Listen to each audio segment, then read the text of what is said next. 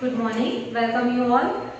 ધોરણ 8 ચેપ્ટર 6 વર્ગ અને વર્ગમૂળમાં સ્વાધ્યાય 6.3 ના 7મા દાખલાની સમજ મેળવીએ. એક વિદ્યાર્થીના ધોરણ 8 ના તમામ વિદ્યાર્થીઓ મળીને ₹2401 પ્રધાનમંત્રી રાષ્ટ્રીય રાહત ફંડમાં ફાળો આપે છે. વર્ગમાં જેટલી સંખ્યા છે તેટલા રૂપિયા દરેક વિદ્યાર્થી દાનમાં આપે છે. તો વર્ગમાં વિદ્યાર્થીઓની સંખ્યા કેટલી હશે?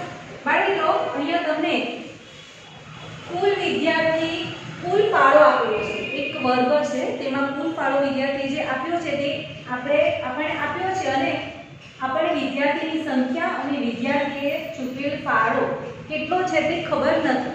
તો તેને માટે આપણે તે સંખ્યા ધારી લઈશું. તો અહીંયા મેં લખ્યું છે કે ધારો કે વર્ગના વિદ્યાર્થીની સંખ્યા x છે, કારણ કે આપણે જાણતા નથી. જે વસ્તુ આપણે નહીં જાણતા તે આપણે ધારી લેવાનું છે. મેં x ધાર્યું છે. દરેક વિદ્યાર્થીએ ચૂકવેલ ફાળો કેટલો છે ખબર નથી, તો તેને માટે મેં x ધાર્યો. કુલ ફાળો બરાબર વિદ્યાર્થીની સંખ્યા ગુણ્યા વિદ્યાર્થીએ ચૂકવેલ ફાળો.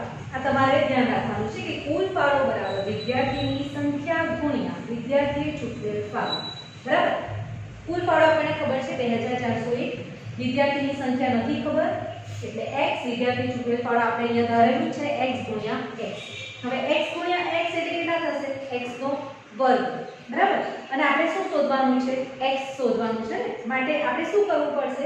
વર્ગમૂળ શોધવું પડશે. અને વર્ગમૂળ શોધવા માટેની રીત તમને ખબર જ છે, અવિભાજ્ય અવયવની રીત. બરાબર, હવે અહીંયા એકમનો અંક 1 છે.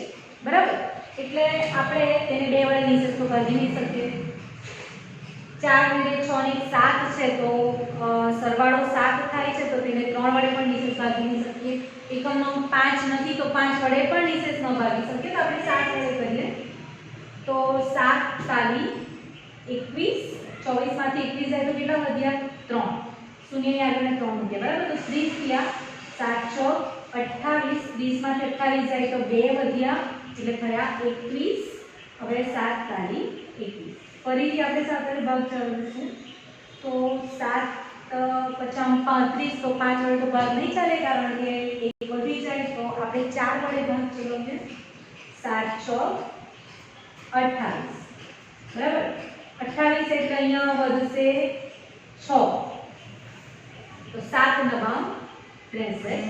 ફરીથી આપણે 7 વડે ભાગ કરીશું. 7 × 7 49 અને 7 × 1 7. અહીંયા આપણો આ દાખલો પૂરો થાય છે. હવે 2401 બરાબર અગાઉના આપણે વિડીયોમાં જે પ્રમાણે શીખ્યા તે પ્રમાણે 2 ની જોડી બનાવવાની છે.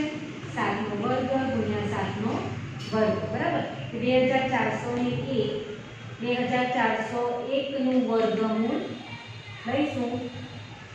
આપણે x નો વર્ગ લેવાનો છે. બરાબર, અહીંયા પ્રમાણે તો x નો વર્ગ કેટલા આવશે? આવશે ને 7 નો વર્ગ એટલે 7 ગુણ્યા 7 બરાબર 7 નો વર્ગ 7 નો વર્ગ એટલે 7 ગુણ્યા 7 આવશે અને આવશે 49. બરાબર, તો x બરાબર સંખ્યા આપણે કઈ મળશે? 49. એટલે કે વિદ્યાર્થીઓની સંખ્યા છે 49 અને વિદ્યાર્થીઓએ ચૂકવેલ ફાળો છે 49.